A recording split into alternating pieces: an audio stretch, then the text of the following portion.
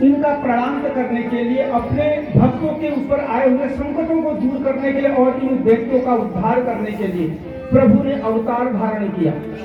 दूसरा कारण, देवी वृंदा को नारायण का श्राप, तुलसी मैया ने जो है भगवान नारायण को श्राप दिया।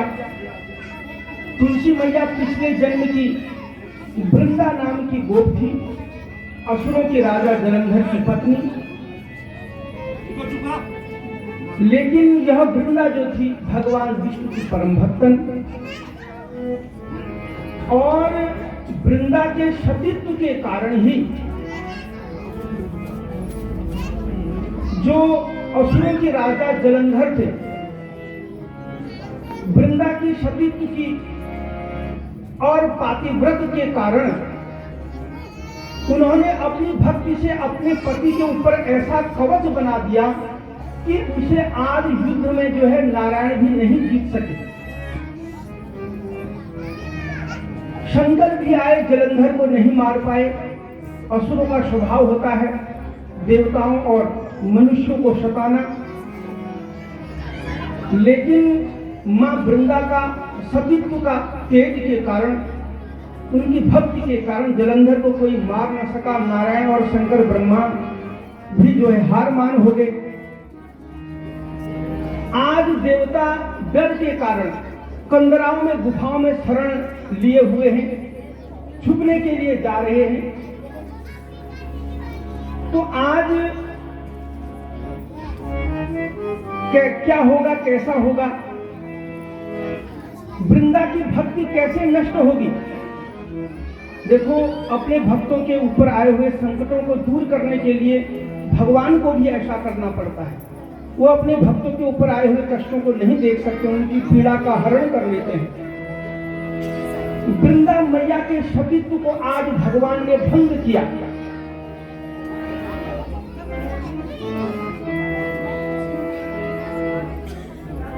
उसके पातीय व्रत को भंग किया भगवान विष्णु ने। जलंधर युद्ध में तब मारा गया। भागवत में बड़ी लंबी कथा आती है, इसमें सूक्ष्म रूप में संक्षिप्त। जब वृंदा मैया को पता चला कि मैं जिनकी उपासक हूं, उन्होंने ही मेरे सतीत्व को भंग किया है और मेरे पति का रूप रखा मेरे सामने, तो भगवान विष्णु को श्राप दे डाला। आपने छल करके मेरे पति को मुझसे दूर किया, मैं श्राप देती हूं, एक दिन यही मेरा पति छल करके आपकी पत्नी का हरण करेगा और अगले जन्म में यह जलंधर रावण बना। यह हुआ भगवान के अवतार का दूसरा कारण। तीसरा कारण थोड़ा सा विस्तृत है। नारद जी ने भगवान को श्राप दे दिया। जय और विजय रावण और कुंभकर्ण के रूप में, शिशुपाल और दंतवक्र के रूप में, और हिरण्याक्ष और हिरण्यकश्यप के रूप में भगवान को अवतार धारण करना पड़ा। एक दूसरा वृंदा के शाप के कारण। तीसरा, नारद मुनि ने भगवान नारायण को श्राप दे दिया। क्यों दिया? एक समय नारद जी हिमालय में कठोर तप कर में रत थे। नारद जी की तपस्या को देखकर इंद्रदेव डर गए। उन्होंने सोचा कि ये मेरे पद को प्राप्त करने के लिए यह तपस्या कर रहे हैं। क्योंकि भक्त सज्जनों, जिन्होंने अपने सत्कर्मों के द्वारा, इंद्र का एक नाम है शतक्रतु, शत कहते हैं सौ को, क्रतु कहते हैं यज्ञ को, जिन्होंने विधि पूर्वक विधि विधान से 100 यज्ञ कर लिए, तो उनको जो है उस व्यक्ति को स्वर्ग का पद हासिल हो जाता है। और वह स्वर्ग का पद हमेशा के लिए नहीं होता है। इंद्र एक पद है, उनका कार्यकाल पूरा हुआ, फिर इस मृत्यु मंडल में जिसने ऐसे सत्कर्म किए हैं, फिर उनका नंबर आता है। इंद्र के गले में एक माला डाल दी जाती है, वह माला हरी भरी रहती है, और जैसे ही उनके पुण्य उदय होते हैं, जैसे इंद्र ने सत्कर्म किए हैं, वह माला हरी भरी रहती है। और जैसे ही धीरे धीरे चलते चलते चलते उनके पुण्यों के प्रताप से तो वो स्वर्ग पद मिला है, इंद्र का पद मिला है। धीरे धीरे धीरे जब पुण्य घटने लगते हैं, एक दिन वो पुण्य शून्य हो जाते हैं, तो वह माला भी मुरझा जाती है, सूख जाती है, तो इंद्रदेव की धम्म से गिरकर इस मृत्यु मंडल में आते हैं। तो इंद्र एक पद है। तो इसी प्रकार इंद्र को डर लगी कि आज नारद जी अपने सत्कर्मों के द्वारा मेरा इंद्र पद प्राप्त करना तो नहीं चाहते हैं, तो आज डर गए। तो इस प्रकार आज इंद्र ने क्या कर दिया कि कामदेव को भेज दिया नारद जी की तपस्या को भंग करने के लिए।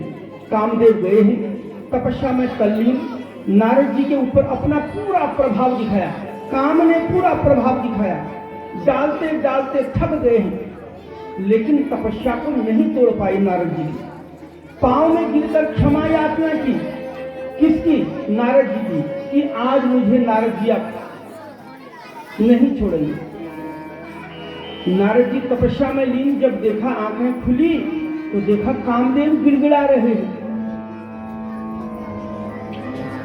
लेकिन गुस्सा नहीं किया, उनको विदा किया।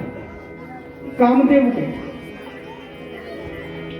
सोचने लगे, कामदेव ने शंकर जी की तपस्या, तो कल के दिवस में आपने संक्षिप्त कथा सुनी थी।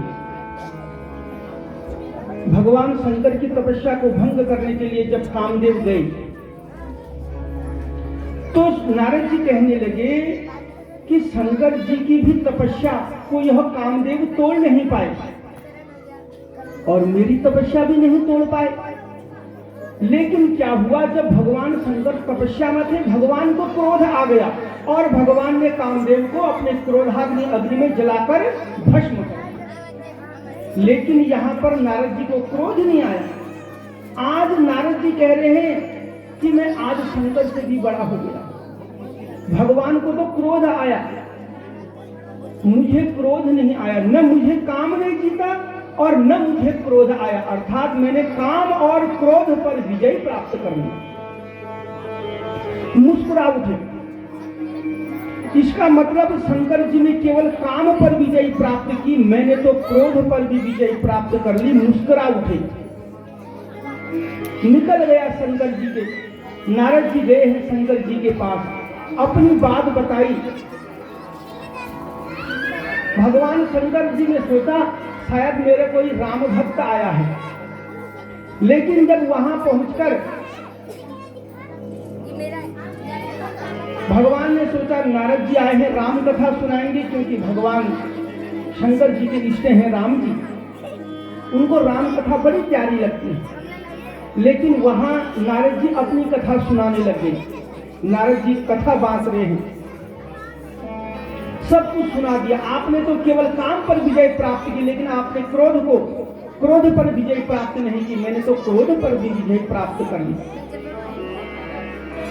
भगवान ने कहा, ओहो, इस भगत को आज अभिमान हो गया है। कहा कि नारद जी, हे ब्रह्मा जी के मानस पुत्र, ब्रह्मा जी के 10 पुत्र हैं, उसमें सबसे छोटे नारद जी। हे नारद जी, मेरे को तो आपने यह बखान कर दिया काम और क्रोध को जीतने का, लेकिन यह बात नारायण जी से मत कहना, मैंने संकेत दे दिया है, नहीं तो अच्छा नहीं होगा। नारद जी को लगा शंकर शायद मुझसे जलन कर रहे हैं कि मैंने क्रोध को भी जीत लिया है।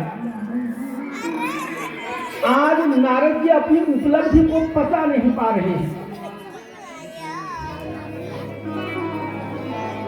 जब हमें कोई गुरु जी या कोई हमसे श्रेष्ठ किसी चीज का उपदेश देते हैं कि यह कार्य नहीं करना चाहिए, हमें वही कार्य अच्छा लगता है। एक दिन एक आदमी बोला, गुरु जी क्या करूं, मैं अपनी पत्नी से बहुत परेशान हूं। कहा क्या बात हुई? बोले गुरु जी, जिस दिन मुझे रोटी खाने की इच्छा होती है, उस दिन वह चावल बना देती है, भात बना देती है। जिस दिन भात खाने की इच्छा होती है तो वह उस दिन रोटी बना देती है। गुरुजी बोले, मूर्ख हो तुम। जिस दिन चावल खाने का मन हो उस दिन कहो रोटी बनाओ, जिस दिन रोटी खाने का मन हो उस दिन कहो कि चावल बना, आपका काम बन जाएगा। तो इसी प्रकार अपना काम शंकर भगवान मना किए नारद जी, लेकिन नारद जी पहुंच गए नारायण के पास। भगवान नारायण के पास पहुंचे हैं और सब व्यथा सुना दी। मैं तपस्या कर रहा था, इंद्र ने कामदेव को भेजा, मैंने काम को जीत लिया, क्रोध को जीत लिया, शंकर भगवान के पास गया, उन्होंने भी, उनकी भी यह मेरी उपलब्धि उनसे सही नहीं जा रही है, उनको जलन हो रही है। हे प्रभु, हे नारायण, मैंने काम और क्रोध पर विजय प्राप्त कर ली। ओहो, नारायण जी ने सोचा कि भगत को फिर अभिमान हो गया है। अभिमान को समाप्त करने के लिए भगवान ने एक लीला रच दी। मैंने कहा ना, भगवान शंकर ने पहले सचेत कर दिया था।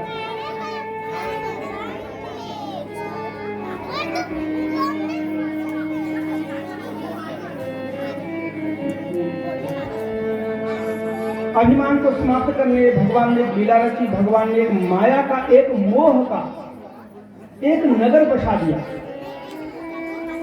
और अपनी माया से वहां एक महल बनाया, जिस महल के राजा है शीलनिधि, और शीलनिधि राजा की एक बेटी है